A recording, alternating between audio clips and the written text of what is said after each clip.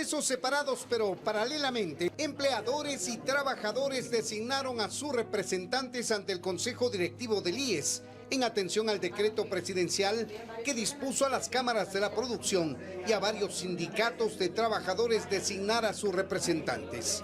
Por unanimidad y luego de un proceso de selección transparente y técnico, la Federación Nacional de Cámaras de Comercio del Ecuador, la Federación Nacional de Industria del Ecuador y la Federación Ecuatoriana de Cámaras de la Construcción designaron a María de los Ángeles Rodríguez como la representante del sector empleador ante el Consejo Directivo del IES y a Edison Fernando Ortiz como vocal suplente. Y la designación fue dentro de un proceso democrático, dijo, y por decisión unánime de los presidentes de las 5 federaciones que tiene a su cargo la designación. Mientras las centrales sindicales de trabajadores anunciaron por su lado los representantes titular y suplente al Consejo Directivo del IES. Hemos llegado a un consenso para pedirle a 2 distinguidos profesionales del derecho, como son el caso del doctor Ramiro García y el doctor Ramiro Beltrán, para que ellos representen a este importante sector de asegurados. Sin embargo, en el sector sindical también apareció un tercer nombre, proveniente de los jubilados, aunque estos debían consensuar con los otros gremios para designar a sus representantes. Ellos lanzan al compañero Sánchez, tienen toda la libertad y nosotros vamos a conversar con ellos, que unamos fuerzas. Los trabajadores buscarán un acercamiento con los jubilados para unificar criterios hasta este martes, que vence el plazo para las designaciones, luego de lo cual los nombres de los vocales, titulares y suplentes deberán pasar a la Superintendencia de Bancos para una revisión final de los perfiles, previo a la notificación al Consejo Directivo del IES. Continúa este proceso de juicio político en contra de los 7 miembros del Consejo de Participación Ciudadana y Control Social, un proceso que fue interpuesto por asambleístas de la bancada de Pachacutic. El día de hoy aquí en la Comisión de Fiscalización recibieron las comparecencias, por ejemplo, del veedor del proceso para elegir al Contralor General del Estado. Él cuestionó de cierta manera la actitud de los consejeros tras cambiar el reglamento para elegir a esta autoridad. Les contamos más en el siguiente reportaje. Veamos. Cuestionamientos de ambos lados se registraron en la Comisión de Fiscalización. Guido Egas, coordinador de la Veeduría Ciudadana para elegir al Contralor General del Estado, mostró su indignación ante los asambleístas. ¿La razón? El cambio en el reglamento para elegir a la primera autoridad de la Contraloría. Este proceso no es ni legal ni es legítimo. Y la Veeduría, a través de las observaciones que hicimos, les retiramos el aval.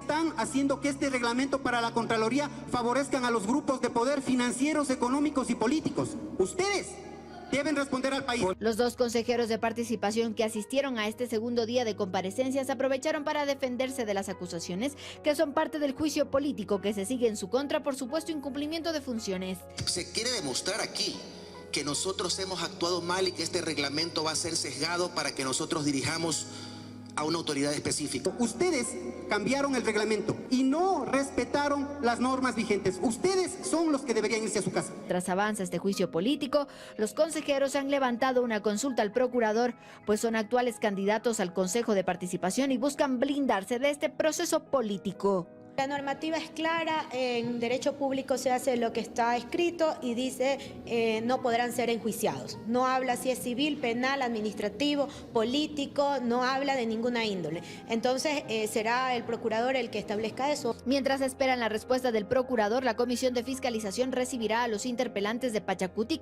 que presentarán sus cargos este martes. Y bien, será el 27 de octubre cuando los consejeros de participación puedan presentar sus descargos ante los miembros de la Comisión de Fiscalización. Luego de eso, esta mesa legislativa pues tiene 5 días para elaborar el informe que recomiende o no la destitución de estas autoridades. La firma del contrato con el operador del Metro de Quito se realizará en las primeras semanas de noviembre, según el alcalde Santiago Guarderas. En la parte legal hemos avanzado con todos los informes, autorizaciones que se requieren previo a la firma del contrato. Obviamente en la parte legal ha habido un retraso, pero esto de ninguna manera va a afectar la operación que la tenemos previsto para el mes de diciembre. Los primeros 15 días de noviembre estaría firmado ya el contrato. Guarderas explica que el retraso se dio debido a las reformas en la normativa de contratación pública. Se puso que los proyectos tenían que incluir el IVA, luego se dieron cuenta que esto había que retroceder, hubo una reforma al reglamento y en el cuanto a la etapa precontractual, se incluyeron una cantidad de informes que anteriormente no lo tenían y que tenían que el Metro de Quito aumentar para poder avanzar con la contratación. La vicepresidenta de la Comisión de Movilidad, Mónica Sandoval, asegura que el retraso en la firma del contrato implica que otros procesos también se vean comprometidos. Tenemos nada más y nada menos que 19 días de retraso en la suscripción del contrato, lo cual obviamente, siendo un cronograma, después de la suscripción del contrato hay hechos subsecuentes, que son que la operadora contrate al personal, que se pueda capacitar, pero algo muy importante que es el inicio de la marcha blanca, que es lo que es que el metro empiece a funcionar, ya se activen todos los sistemas de seguridad, los protocolos de atención en caso de que haya un siniestro, que se activen los sistemas de comunicación. El cronograma presentado ante el Consejo Metropolitano establecía que el contrato se firmaría el pasado 5 de octubre. Por ello, Sandoval insiste además en que es poco probable que el Metro de Quito pueda iniciar con la operación comercial en diciembre. Tras el cierre de las mesas de diálogo con las organizaciones indígenas, el gobierno empieza a buscar los mecanismos para ponerlos en marcha. En cuanto a lo acordado sobre la focalización de los subsidios a los combustibles, el ministro de Transporte, Darío Herrera, explicó que iniciarán con un plan piloto que estará a cargo de Petroecuador. Esta última adelantó que este proceso tardaría hasta 3 meses. Para que la entidad competente, en este caso Petroecuador, determine y cree los términos de referencia para eventualmente contratar, sacar a licitación el software o lo necesario en tecnología para que podamos nosotros implementar tanto en hardware y software este proceso en el país. Según Herrera, los 5 criterios de exclusión definidos en las mesas para aplicar la focalización generarían al Estado un ahorro de hasta $250 millones, pues este año se pagaría el valor más alto en los últimos 6. Por ejemplo, en el 2017 el Estado tuvo que desembolsar por subsidios $2.074 millones.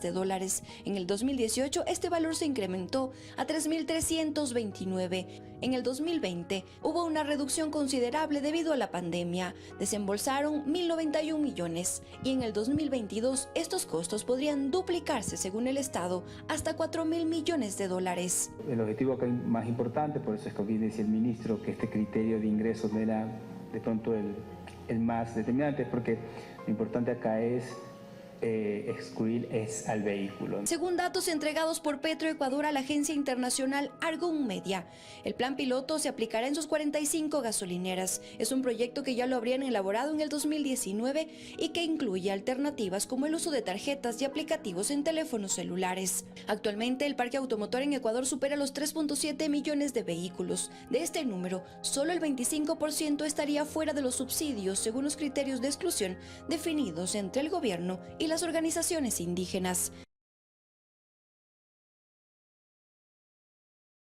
Faltan aún 2 semanas para las elecciones de medio término y ya se han emitido 7.5 millones de votos, cifra que delata el enorme interés de los estadounidenses en participar en estas elecciones. En Texas y Florida, este lunes comenzaron las votaciones anticipadas y en Miami Roberto no quiso esperar más. Ella quería que mi voto quedase registrado y considero estas elecciones muy, muy importantes. Esa misma sensación de urgencia la comparte Aristela en Houston. No tomemos esto como algo que no es importante, porque es importante para nosotros, es importante para el país y pues hay que movernos y hacerlo lo más rápido posible. Tanto en Florida como en Texas, donde hay una gran presencia de votantes hispanos, los sondeos parecen favorecer a los actuales gobernadores. Una encuesta de Emerson College Polling y The Hill posiciona al republicano Greg Abbott 8 puntos por delante de Beto O'Rourke, de 50% a 42% para el demócrata. En Florida, una encuesta de Telemundo con Mason Dixon encontró que entre los votantes latinos hay una preferencia por Ron DeSantis en un 51%, mientras que un 41% expresó su apoyo por Charlie Crist. Aunque por lo general los latinos sí favorecen a los demócratas, al fin y al cabo los latinos son un electorado más bien independiente, así es que no se les puede considerar plenamente demócrata o plenamente republicano. En el estado del Sol comienzan las tensiones. El senador Marco Rubio denunció que un seguidor suyo fue brutalmente atacado en Hialeah mientras repartía panfletos de su campaña. La policía está investigando el incidente. En ambos estados, los gobernadores republicanos han incrementado la seguridad electoral.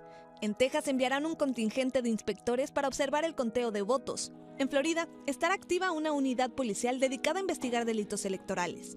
Pero más que preocupados por posibles fraudes, aquí los votantes eligen hoy pensando en su bolsillo. A mí me asusta la inflación. La comida, lo que es la canasta familiar, es un ingreso que ha subido demasiado y yo diría que no, los salarios están muy bajos. Mientras esté abierta la urna, seguimos viendo gente llegar aquí a emitir su voto. A este ritmo se prevé que este año se rompa el récord en participación de votación anticipada, algo que ya sucedió este fin de semana en estados como Georgia.